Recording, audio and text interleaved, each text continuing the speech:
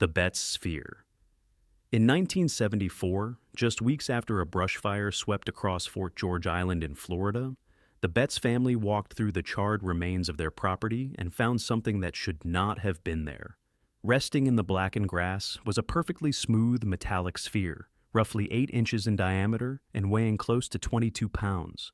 It bore no seams, no markings, no weld lines. Only a small triangular indentation broke its flawless surface. There was no impact crater beneath it, no scorch pattern suggesting a fall. It simply sat there, as if placed deliberately. At first glance, it resembled industrial debris, a stray ball valve perhaps. But when the family brought it inside, something changed. When placed on the floor, the sphere did not behave like an ordinary object governed by gravity and inertia. It rolled in deliberate arcs, altered direction without visible force, and returned toward whoever moved away from it. When tapped gently, it emitted a faint resonant hum. A guitar played nearby triggered a low-frequency vibration that seemed to respond to certain notes. The object did not simply roll downhill. It appeared to correct its own trajectory. Engineers later examined the sphere. X-rays reportedly revealed a dense outer shell composed of stainless steel-like material nearly half an inch thick. Inside, smaller spherical structures appeared embedded in a layered configuration. No visible mechanical components were identified. No obvious propulsion system. No electronics detected at the time. The Navy became interested. The sphere was transported for testing. Public explanations suggested it was likely a piece of industrial equipment, possibly part of a ball check valve from heavy machinery. That explanation seemed reasonable, except no nearby facility reported missing equipment, and the Betz property had no such machinery. Newspaper coverage intensified. Journalists observed the object shifting direction on a flat tabletop. Skeptics accused the family of tilting surfaces or exaggerating movement. Yet trained engineers who handled the sphere admitted its internal composition was unusual for scrap equipment. Some reports claimed the internal density distribution did not match typical manufacturing standards of the era. Then something else happened. The sphere was taken for further analysis. Testing records became limited. Public statements grew vague. Mentions of advanced internal structures disappeared from later summaries. What remained in official narrative was simple: an industrial artifact misunderstood by an excitable public, but several elements never aligned. If the object was standard industrial hardware, why was it examined by military personnel rather than simply identified by a manufacturer? Why did early reports mention complex internal layering before those descriptions were quietly minimized? Why did the sphere's peculiar movement attract naval testing at all? Decades later, no definitive manufacturing origin has been formally documented in a publicly verifiable way. The object faded from headlines. Skeptics filed it under misidentification. Believers called it something else entirely, yet the core anomaly persists. A fire clears land. A metallic sphere appears without impact evidence. It moves in ways observers struggle to explain. It draws military attention. And then it is reduced to something ordinary. If the Betz sphere was nothing more than industrial debris, why did it behave in a way that required naval investigation? And if it was not debris, then what exactly rolled out of the Florida brush in 1974? The Ubatuba Fragments. In September 1957, along the coastline of Ubatuba, Brazil, several witnesses reported seeing a bright object streak across the sky in broad daylight. It was not moving like a conventional aircraft. According to local accounts, the object descended rapidly toward the Atlantic Ocean, glowing intensely before suddenly exploding mid-air. The detonation was sharp but not thunderous. There was no shock wave that shattered windows, no crater on land. Instead, small metallic fragments rained down over the beach and into shallow waters. Fishermen were among the first to recover pieces. The fragments were thin, irregular shards of metal, some no larger than a coin. They appeared unusually light for their size.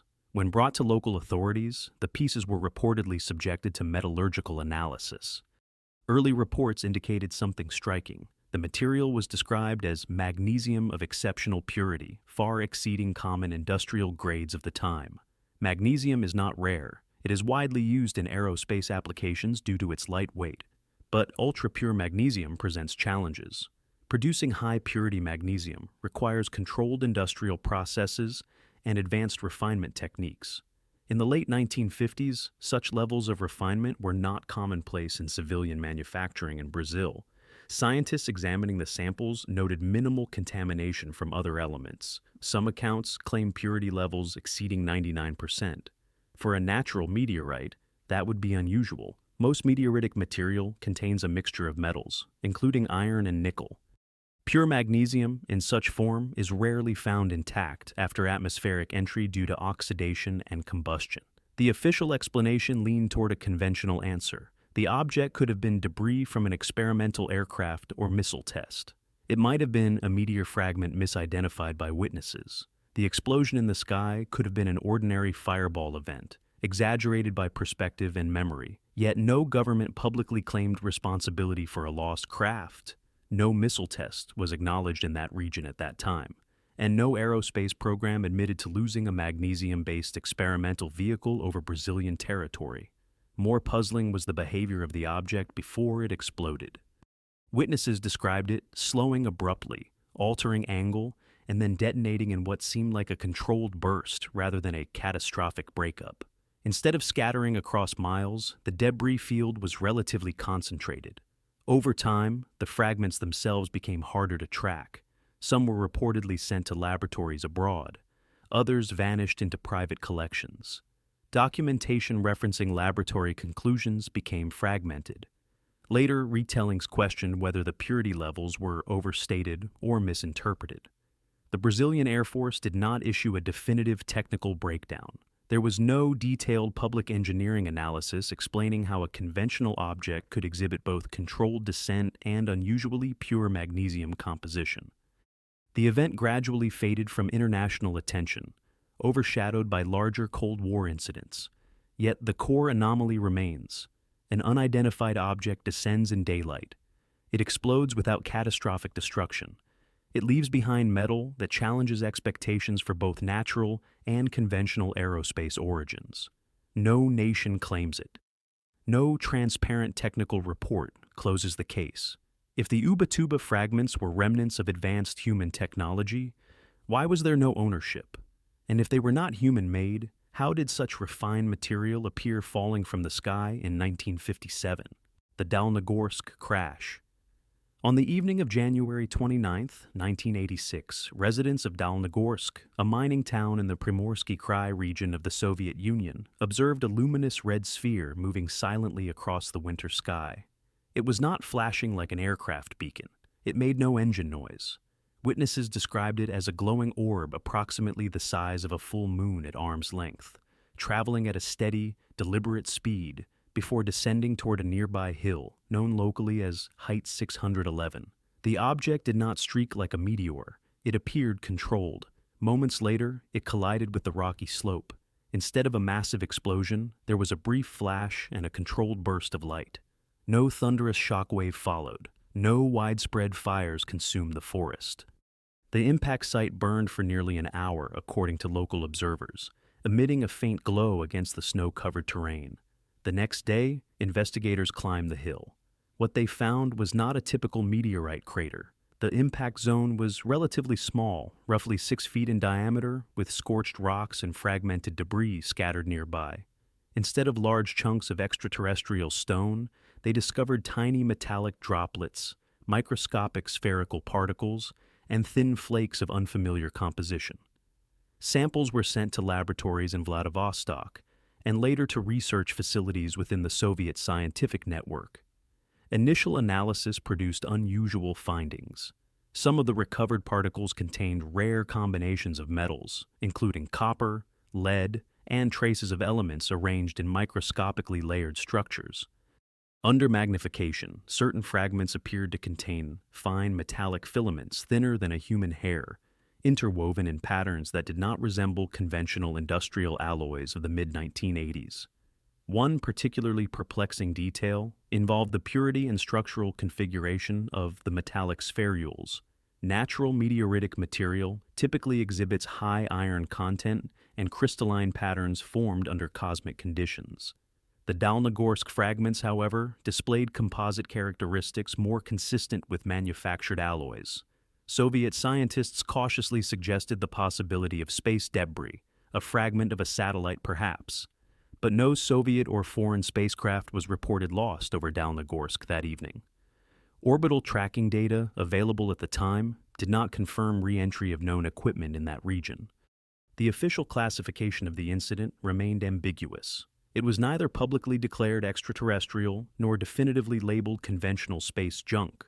Reports circulated within scientific circles, but did not receive widespread international distribution. Years later, researchers revisited Height 611 and claimed to detect residual magnetic anomalies and lingering trace elements in the soil.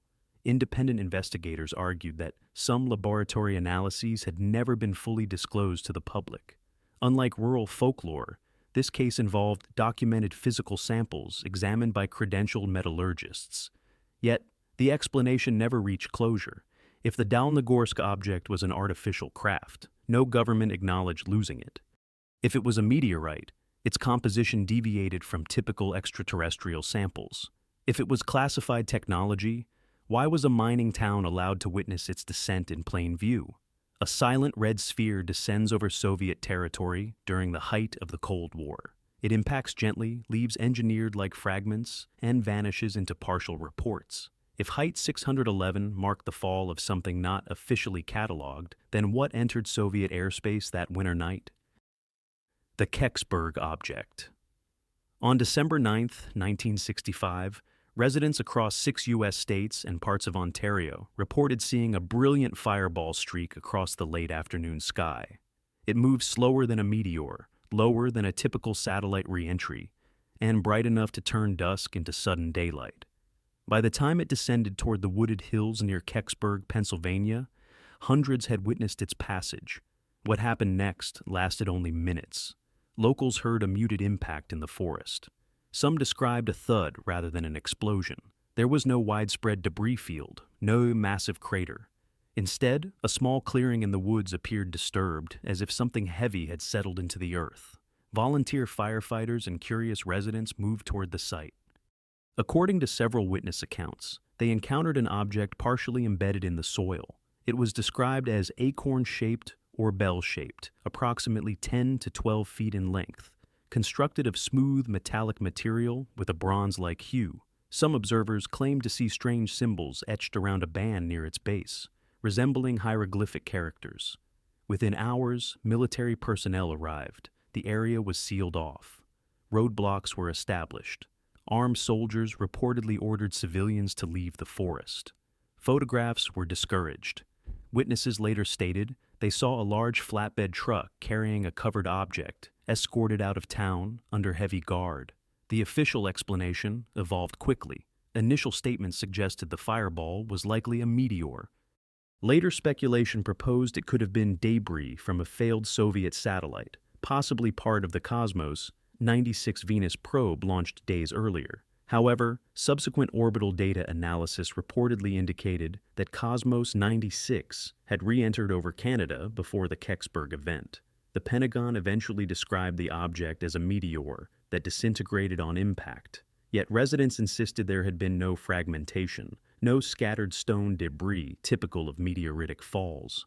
Firefighters who entered the woods claimed the object appeared intact before being removed. Over the decades, requests under Freedom of Information laws yielded fragmented documentation. Some files were reportedly lost, others were redacted. At one point, a NASA response referenced an object stored at Wright-Patterson Air Force Base, but later clarified it pertained to unrelated space hardware. A replica of the bell-shaped object now stands in Kecksburg as a monument to the mystery. What makes the Kecksburg case uniquely unsettling is not just the sighting itself, but the speed of the containment. Military presence was immediate. Civilian access was restricted before media arrived. The object, if one existed, was never publicly displayed for scientific examination. If it was a simple meteor, why the transport operation? If it was Soviet space debris, why no cooperative disclosure during a period when satellite failures were routinely documented? And if it was experimental American technology, why no subsequent acknowledgement decades later? A luminous object crosses multiple states in broad daylight. It descends into a forest. It is reportedly removed under armed supervision. Then it becomes a meteor in official memory. If something fell into the woods of Kecksburg in 1965, what exactly was loaded onto that truck before nightfall? The Shag Harbour Object. On October 4th, 1967, at approximately 11:20 p.m., multiple residents along the southern coast of Nova Scotia looked up to see a cluster of bright orange lights moving low across the sky. The formation appeared elongated, with 4 distinct lights blinking in sequence. It was not moving erratically. It traveled steadily, descending toward the waters near the small fishing village of Shag Harbour. Witnesses initially assumed it was an aircraft in distress. Moments later, the object tilted sharply and dropped toward the ocean. Several observers reported a loud whistling sound, followed by a muted impact against the surface of the water. A yellowish foam reportedly spread across the area where it struck. No fireball erupted. No explosion followed. The object appeared to sink beneath the waves. Royal Canadian Mounted Police officers responded within minutes. Believing a plane had crashed, they coordinated with local fishermen who launched boats to search for survivors. The waters were combed through the night. No bodies surfaced. No aircraft debris was found. No fuel slick consistent with aviation fuel was detected. The next morning, the Canadian Coast Guard and military units joined the operation. Naval vessels equipped with sonar began scanning the seabed. According to declassified documents released years later, the incident was formally logged as an unidentified flying object crash, not a meteor, not confirmed aircraft, simply unidentified. Divers reportedly descended to investigate anomalies on the ocean floor. Unofficial accounts suggest that underwater teams tracked an object moving slowly beneath the surface before it allegedly traveled several miles offshore toward deeper waters. No aircraft was reported missing in the region that night. The United States and Canada both confirmed that no military craft were unaccounted for. Civil aviation records showed no commercial flight deviations. The official explanation eventually leaned toward a possible misidentification of aircraft lights or a meteor burning out before reaching the ocean. Yet the timeline complicates that conclusion. The lights were observed for several minutes. The descent appeared controlled rather than ballistic. The splash impact was witnessed by dozens, including trained law enforcement officers. Internal government memoranda later acknowledged that the case was of unknown origin and involved multiple independent witnesses. Unlike many similar incidents, Shag Harbour was not dismissed outright as fantasy or hoax. What distinguishes this event from others is its documentation: police reports, Coast Guard logs, naval coordination records. All confirm that something entered the water that night and triggered a multi-agency response. Yet no wreckage was ever presented publicly. No conclusive sonar imagery was released. No salvage operation details were disclosed beyond general statements that nothing identifiable was recovered. If an aircraft had crashed, there would have been debris. If a meteor had struck, there would have been impact evidence. If a military craft had malfunctioned, some government somewhere would have acknowledged loss. Instead, the incident remains categorized as unidentified. A structured object descends into coastal waters. It sinks without explosion. It prompts a coordinated naval search. And then it disappears without trace. If something entered the Atlantic off Nova Scotia in 1967 and was tracked beneath the surface, what exactly was moving below those dark waters before the search quietly ended? The Aurora Crash. In April 1897, during the height of America's airship wave sightings, residents of Aurora, Texas, reported something extraordinary. Just before sunrise on April 17th, a cigar-shaped craft was seen drifting low over the town. Witnesses described it as metallic, elongated, and moving sluggishly as if experiencing mechanical trouble. It did not streak like a meteor, it floated.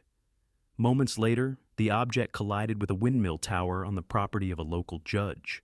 The impact produced debris scattered across the yard, but no massive explosion.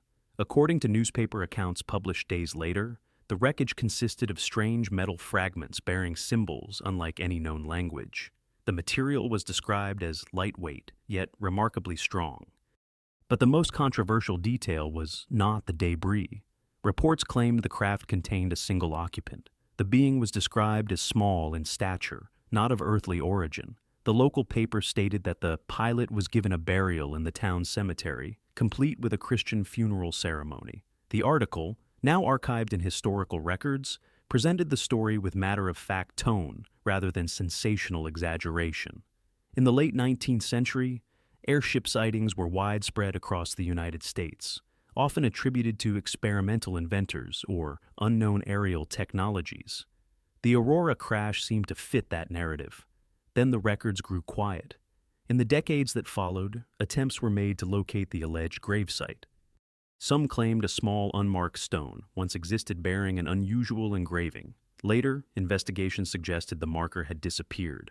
Radar scans of the cemetery in the 1970s reportedly detected anomalous readings consistent with metallic objects buried beneath the soil. However, requests to exhume the site were denied by local authorities. The windmill debris was said to have been dumped into a nearby well, which was later sealed. Over time, that well was filled in and lost beneath development. If fragments of the craft were ever examined by scientists, no official documentation remains accessible. Skeptics argue the entire event was a hoax, a product of imaginative journalism in an era fascinated by flying machines. The town had recently suffered economic decline, and some suggest the story was designed to attract attention. Yet others point to the specificity of the report. Names of witnesses were printed, locations described in detail. The newspaper did not frame it as satire. Unlike later Cold War incidents, there was no military presence to enforce silence, no intelligence agency to classify reports. If something truly fell in Aurora in 1897, it would have entered a world unprepared for aerial secrecy. What complicates the dismissal is the persistence of local testimony. Generations of residents have repeated the same core narrative: a crash, strange metal, and a burial that was quietly forgotten. If the story was fabricated, it endured with remarkable consistency for over a century. If it was real, then it predates modern aerospace technology by decades. An object drifting across Texas sky in 1897. A collision, unusual debris, a grave that may or may not exist. If something fell over Aurora at the dawn of powered flight, what exactly was moving through American skies before airplanes officially existed? The Rendlesham Triangle. In the early hours of December 26, 1980, security personnel stationed at RAF Woodbridge in Suffolk, England, reported unusual lights descending into the nearby Rendlesham Forest. The base was used by the United States Air Force and housed nuclear weapon storage facilities. This was not a remote countryside anomaly. It occurred adjacent to a high-security military installation during the Cold War. Airmen initially believed a small aircraft had crashed. A three-man patrol entered the forest. According to their written statements, they encountered a triangular object resting among the trees.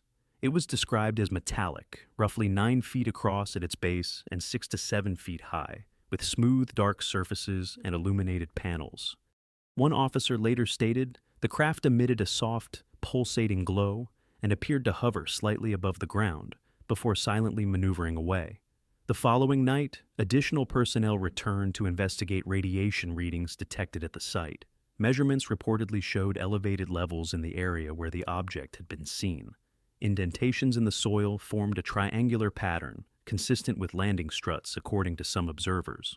One of the most striking details came from a recorded audio tape made by Lieutenant Colonel Charles Halt during a subsequent excursion into the forest. The tape captured his real-time narration, as lights were observed moving through the trees and emitting beams toward the ground and, reportedly, toward the base itself.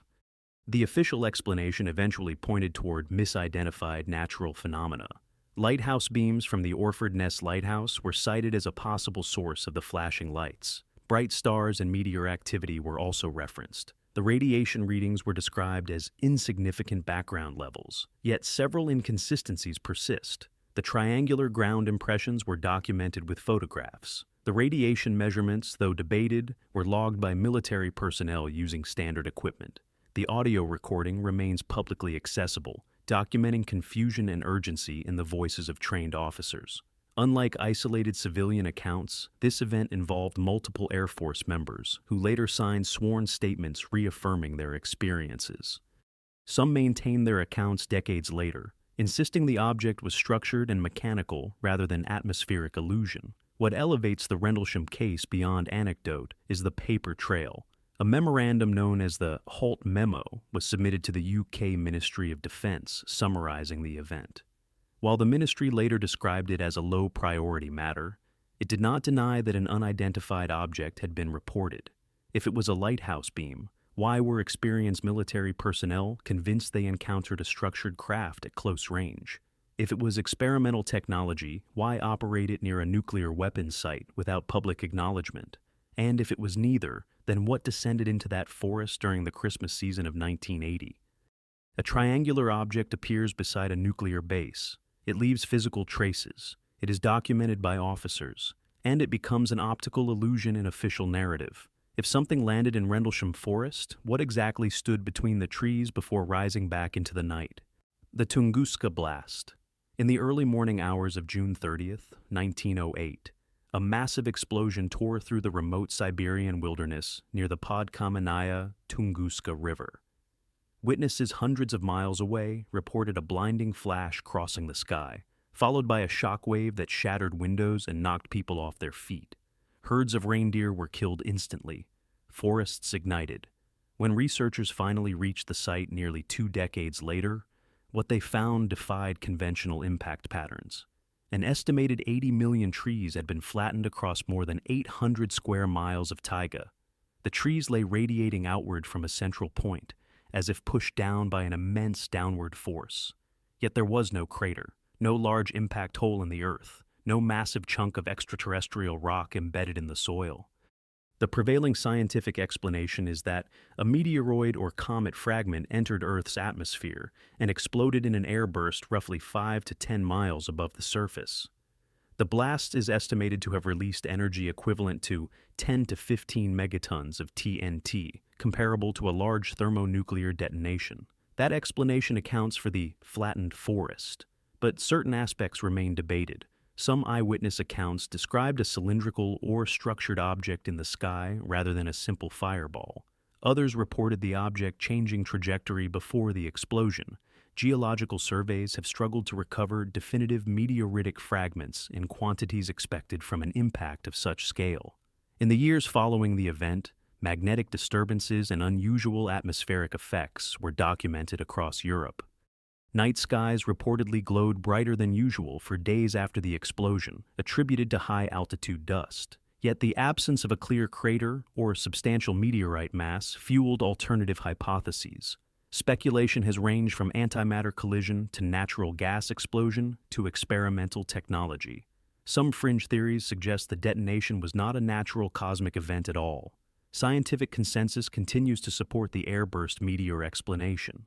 Models of atmospheric entry physics demonstrate how a sufficiently large object could disintegrate before ground contact, dispersing energy in the air rather than forming a crater. This theory aligns with treefall patterns observed at the site. Yet more than a century later, no single recovered fragment has definitively closed the case in the public mind. Expeditions continue to analyze soil samples and search for remnants that conclusively confirm the object's origin. What makes Tunguska relevant in a discussion of mysterious objects falling from the sky is not its scale alone, but its ambiguity. It represents one of the largest impact events in recorded human history. It was witnessed, it was measured, it reshaped a landscape, and yet the object responsible remains invisible. If Tunguska was purely a natural meteor, why does it continue to inspire investigation more than a century later? And if the explosion resulted from something else entering the atmosphere in 1908, what exactly crossed Siberian skies that morning before vanishing without a trace? The Council Bluffs Object.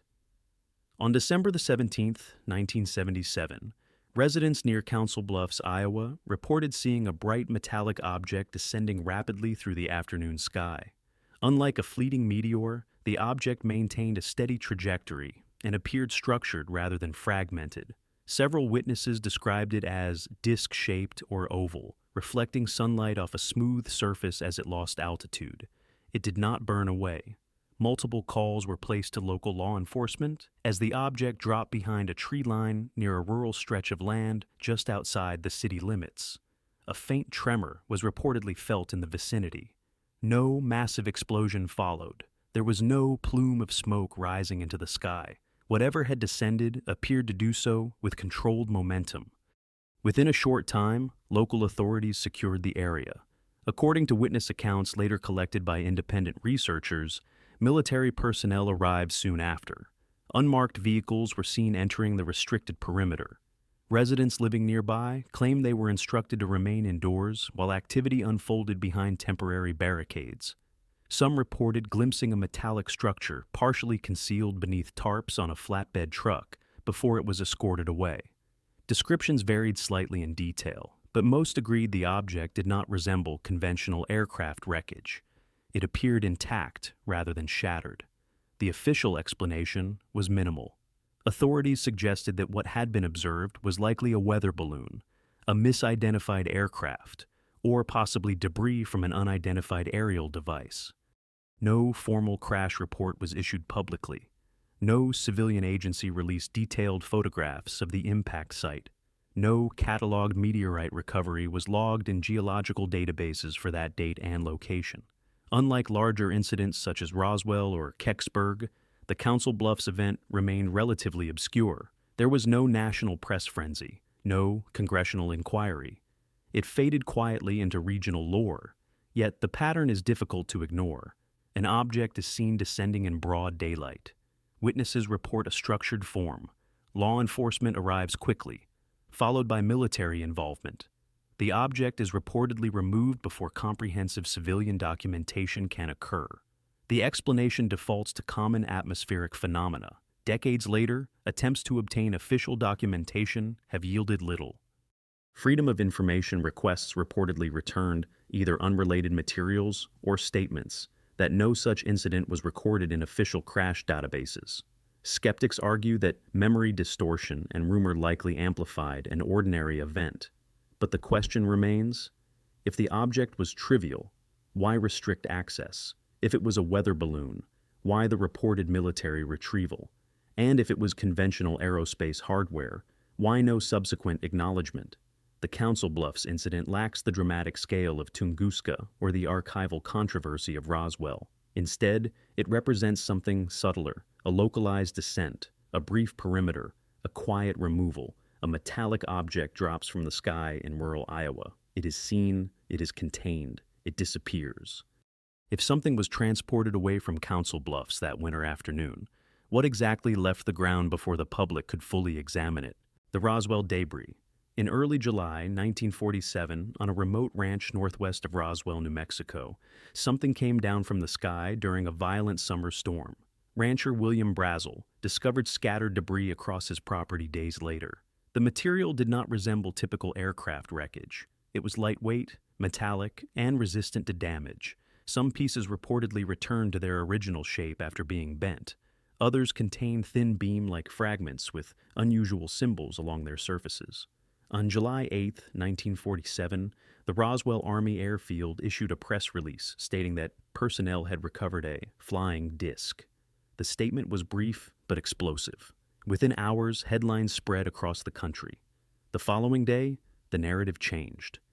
Military officials displayed fragments to the press and identified them as components of a weather balloon. The disc was reclassified as mundane debris from a high-altitude balloon array. The story appeared settled, yet inconsistencies began to surface decades later. In the late 1970s and 1980s, former military personnel came forward, claiming the debris was unlike balloon material.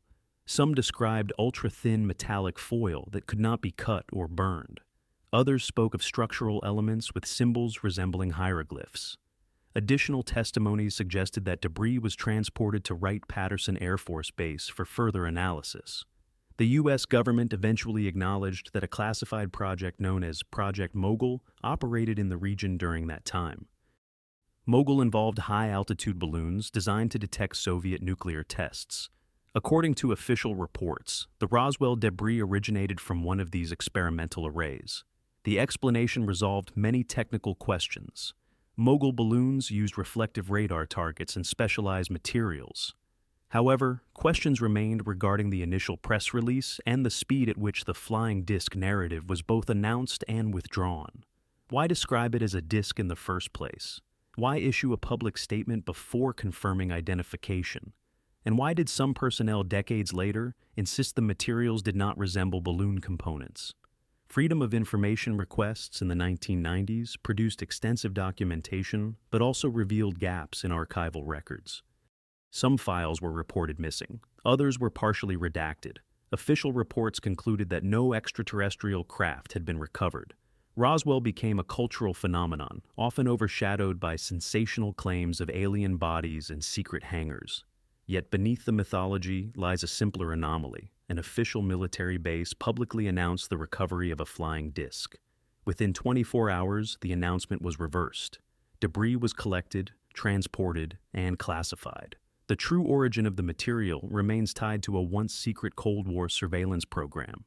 Perhaps Roswell was nothing more than miscommunication compounded by classified operations. Or perhaps the initial description was more accurate than later revisions suggested. What distinguishes Roswell from every other Skyfall incident is not just the object itself, but the pattern: immediate recovery, controlled information, evolving explanations. If the debris near Roswell was purely experimental balloon material, why did it require decades of clarification? And if something else was retrieved in that desert, would history have unfolded differently had the first press release never been corrected? Conclusion: these falling objects reveal a disturbing pattern. They are not isolated curiosities scattered randomly across history. They share recurring elements that demand closer examination: a luminous descent, physical material left behind, immediate containment, limited disclosure, and, in nearly every case, an official explanation that arrives swiftly and leaves lingering doubt. From remote forests in Pennsylvania to coastal waters in Nova Scotia, from Siberian wilderness to Cold War air bases, the sequence repeats. Witnesses observe structured objects behaving in ways that challenge ordinary atmospheric events. Authorities arrive quickly. Evidence is collected. Documentation becomes fragmented. Public narratives simplify what appeared complex only hours earlier. Governments and military institutions operate under national security imperatives. Classified aerospace testing, surveillance systems, and experimental technologies have long justified secrecy. That alone explains part of the pattern. But what complicates these incidents is consistency. Even events separated by decades and continents show similar arcs of containment and reinterpretation. In some cases, materials are described as unusually refined. In others, objects appear to maneuver before impact. In several, debris is removed before independent scientific bodies can perform transparent analysis. Each event, viewed individually, may have a reasonable explanation. Together, they form something more difficult to dismiss. If every object was natural or human-made, then the repeated urgency of controlled recovery becomes an expected precaution. But if even one of these incidents involved technology not publicly cataloged, the implications extend beyond aviation anomalies. The question is no longer whether objects fall from the sky. That is undeniable. The question is why certain recoveries vanish into classified channels so quickly, and why clarity often arrives decades later, if at all. History may ultimately explain each event through conventional science, or it may reveal that some answers were simply deferred. The tragedy would not be that mysteries exist. The tragedy would be if the truth, whatever it is, remains perpetually delayed.